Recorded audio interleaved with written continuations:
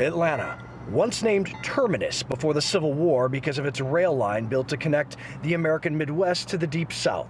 Modern times brought the beginning of the civil rights movement in the 1960s, led by Martin Luther King Jr. The city continues to be a hub for justice and social change, and the 2020 presidential election has a lot to do with the sentiment on the streets. As a black woman of the, Black Lives Matter, I have a black son. It's very important for me to just get out there and just, oh my gosh, yeah, I can't even phantom us not being able to get somebody else in this White House that's going to just stand for what we just hope. There are more than 6 million people in the Atlanta metro area.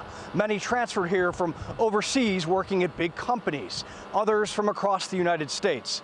Now, this changing demographic and population shift has created a heated campaign between Trump and Biden, and the polls showing that it's a razor-tight situation as we head into the election. Who do you think is going to do a better job if elected?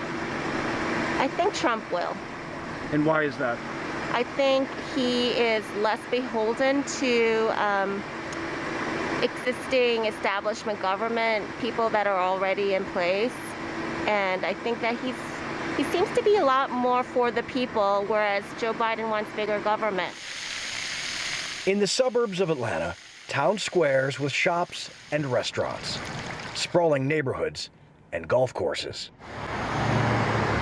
The sights and sounds of Main Street Americana are abundant. Early voters are lined up in record numbers, and opinions are split. Trump has proved that he can handle the world affairs, and he can create jobs, and he can turn things around pretty quick. The more he tweets and opens his mouth, I just don't have any sympathy anymore.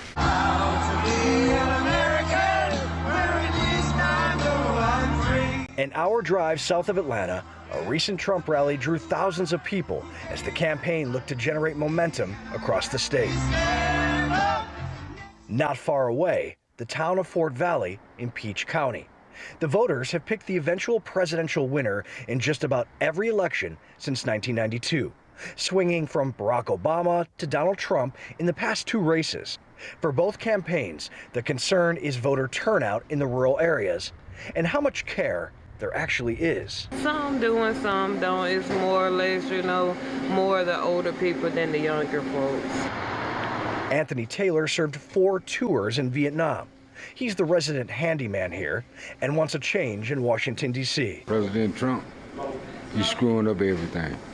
Done screwed up everything. And he acting like he ain't did nothing, but people out here are affected by it. With less than 2 weeks until the election, tensions are high across America. Here in Georgia, voters are hoping for better days ahead, no matter their political affiliations. When this election is over and, whatever the verdict may be, that, us as Americans, we all could come back together because we are so divided right now. It's just, I can't believe it. And I'm just hoping for the best. In the state of Georgia, Robert Ray, TRT World.